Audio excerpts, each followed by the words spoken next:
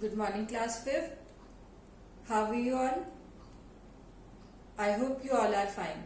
So this is your Hindi period. Take out your Hindi literature book, Bhashapat.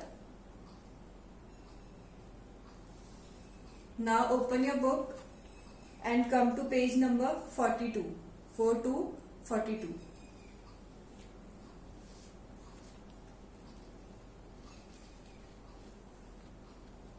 So class, today we are going to start a new chapter. The name of the chapter is Mitrata. Okay? The name of the chapter is Mitrata. Chapter number 6. So I am reading this chapter. Please listen carefully. हमारे देश में ज्ञान विज्ञान की ज्योति हमेशा जलती रहती है.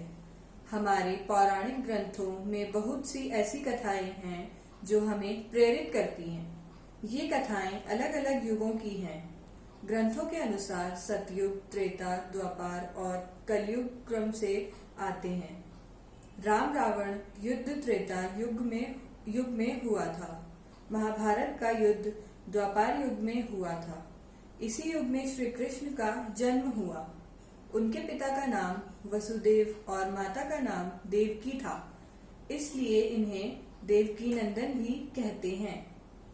उस काल में आज की तरह विद्यालय नहीं थे. जंगलों व वनों में आश्रम होते थे. गुरु वहीं रहते थे. प्रकृति के सुरमय वातावरण में अपने शिष्यों को ज्ञान प्रदान करते थे. सभी शिष्य वहीं रहकर गुरु की सेवा करते थे और ज्ञान प्राप्त करते थे. गुरु संदीपन अपने आश्रम में शिक्षा दीक्षा दिया करते थे. इन्हीं के पास श्री कृष्ण और सुदामा भी शिक्षा प्राप्त करते थे. श्री कृष्ण तो बहुत संपन्न थे, परंतु सुदामा गरीब ब्राह्मण थे.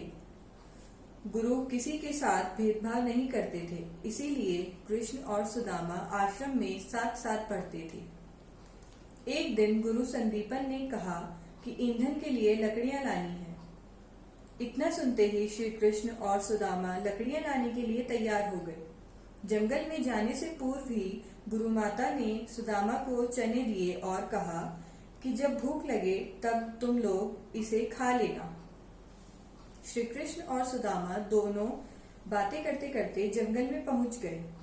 अभी कुछ ही समय बीता था कि पूरा आसमान बादलों से ढक गया. ठंडी हवा के साथ हल्की हल्की फुहारें भी पड़ने लगी. सुदामा लपककर एक पेड़ की टहनी के सहारे उस पर चढ़ गया. श्री कृष्ण ने कहा, सुदामा, इस पेड़ के नीचे आ जाओ. इसमें पत्तियां अधिक हैं. भीगने से बच जाओगी. हमारे देश में ज्ञान विज्ञान की ज्योति हमेशा जलती रहती है.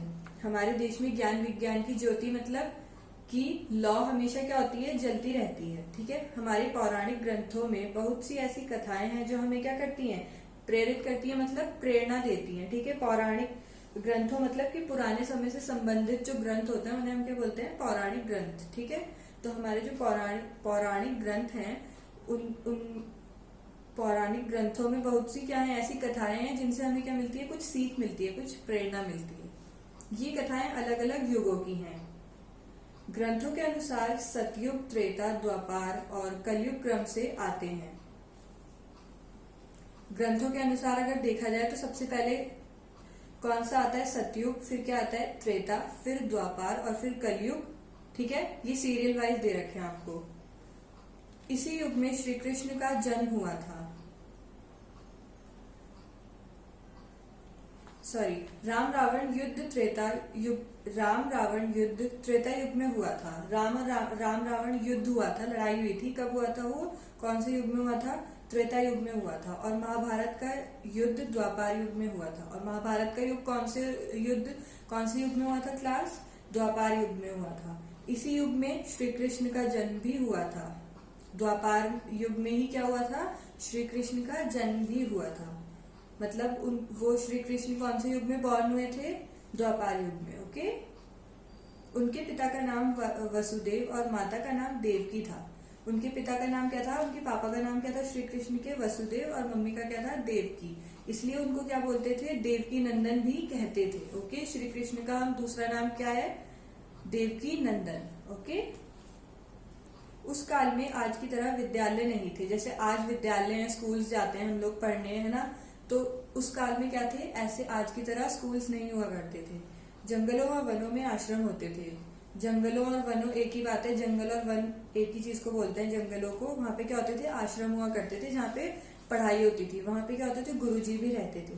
प्रकृति के सुरमय वातावरण में अपने शिष्यों को ज्ञान प्रदान करते थे। प्रकृति के सुरमय मतलब कि सुंदर खूबसूरत वातावरण में अपने शिष्यों को क्या करते थे, ज्ञान प्रदान करना। मतलब गुरु क्या करते थे, ज्ञान देते थे, पढ़ाते थे। ठीक है। जैसे हम आपको आजकल कहाँ पढ़ाते हैं, क्लासेस में पढ़ाते हैं, पर पहले क्लासेस में पढ़ाई नहीं होती थी। कहाँ होती थी, प्रकृति के वातावरण के बीच होती थी। सभी शिष्य वहीं रहकर गुरु की सेवा करते थे और क्या करते थे, ज्ञान भी प्राप्त करते थे। गुरु संदीपन अपने आश्रम में शिक्षा दीक्षा दिया करते थे। एक गुरु का नाम क्या था, संदीपन। वो क्या करते थे, अपने आश्रम में शिक्षा दिया करते थे। इन्हीं के पास श्री कृष्ण और सुदामा भी शिक्षा प्राप्त करते थे। इन्हीं से कौन कौन पढ़ते थे, सुदामा और श्री कृष्ण। श्री कृष्ण तो बहुत संपन्न थे, परंतु सुदामा क्या थे, गरीब ब्राह्मण थे। श्री कृष्ण तो क्या थे, संपन्न थे, उनको किसी चीज की भी कमी नहीं थी। पर जो सुदामा थे वो क्या थे, गरीब थे। गुरु किसी के साथ भेदभाव नहीं करते थे, इसलिए कृष्ण और सुदामा आश्रम में साथ साथ पढ़ते थे। एक दिन गुरु संदीपन ने कहा कि ईंधन के लिए लकड़ियां लानी है। एक दिन गुरु संदीपन ने क्या कहा कि हमें ईंधन मतलब जलाने के लिए क्या चाहिए, लकड़ियां चाहिए। इतना सुनते ही श्री कृष्ण और सुदामा लकड़ियां लाने के लिए क्या हो गए, तैयार हो गए। जंगल में जाने से पूर्व ही गुरु माता ने सुदामा को चने दिए और कहा कि जब भूख लगे तब तुम लोग इन्हें क्या कर लेना, खा लेना। श्री कृष्ण और सुदामा दोनों बातें करते करते जंगल में पहुंच गए। अब कुछ ही समय बीता था कि पूरा आसमान बादलों से ढक गया। अब उन्हें गए हुए थोड़ा ही टाइम हुआ था और क्या हुआ, एकदम से आसमान में बादल आ गए बहुत सारे। ठंडी हवा के साथ हल्की हल्की फुहारें भी पड़ने लगी। ठंडी हवा चलने लगी और एकदम से क्या हुआ, हल्की हल्की, जैसे हम बोलते हैं ना, बूंदे आने लगी। तो वही बूंदे आनी स्टार्ट हो गई। सुदामा लपककर एक पेड़ की टहनी के सहारे उस पर चढ़ गए। सुदामा लपककर मतलब एकदम से छलांग लगा के एक पेड़ की टहनी के सहारे क्या करा, उन्होंने पेड़ पर चढ़ गए। श्री कृष्ण ने कहा, सुदामा इस पेड़ के नीचे आ जाओ। श्री कृष्ण ने क्या कहा, सुदामा इस पेड़ के नीचे आ जाओ, इसमें पत्तियां अधिक हैं, भीगने से क्या होगे, बच जाओगे। अगर हम किसी ऐसे पेड़ के नीचे खड़े हो जाएंगे जिसपे क्या होंगी, बहुत सारी लीव्स होती हैं, तो हम क्या होते हैं, पेड़ भीगने से बच जाते हैं ना। कई बार हल्की बारिश होती है तो हम भी पेड़ के नीचे खड़े हो जाते हैं और भीगने से क्या होते हैं, बच जाते हैं। ओके, सो आज हमने क्लास यहीं तक चैप्टर पढ़ा है। ये पेज ऑलमोस्ट हमने कंप्लीट कर लिया है। ओके, सो कल हम इसके आगे से कंटिन्यू करेंगे। So that's all for today's class. Will meet in next class. Bye bye, take care.